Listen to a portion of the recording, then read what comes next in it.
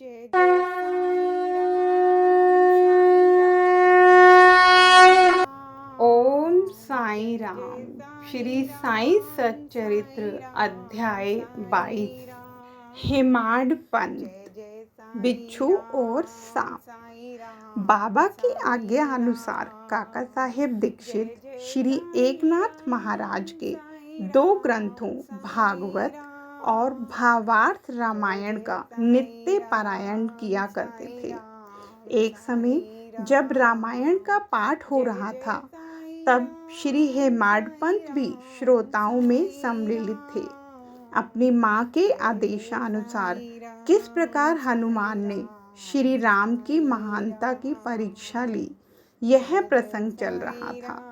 सब श्रोताजन मंत्रमुग्ध हो रहे थे तथा हेमाड पंत की भी वही स्थिति थी।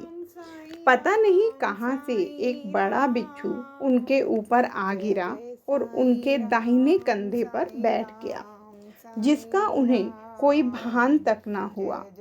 ईश्वर को श्रोताओं की रक्षा स्वयं करनी पड़ती है। अचानक ही उनकी दृष्टि कंधे पर पड़ गई। उन्होंने उस बिच्छू को देख लिया। वह मृतप्राय सा प्रतीत हो रहा था, मानो वह भी कथा के आनंद में तल्लीन हो।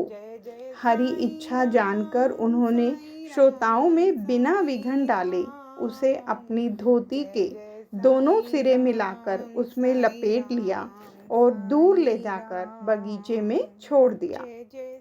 एक अन्य अवसर पर संध्या समय काका साहेब वाड़े के ऊपरी खंड में बैठे हुए थे।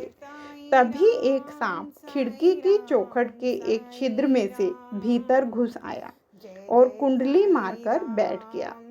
बत्ती लाने पर पहले तो वह थोड़ा चमका और फिर वहीं चुपचाप बैठा रहा और अपना फन हिलाने लगा।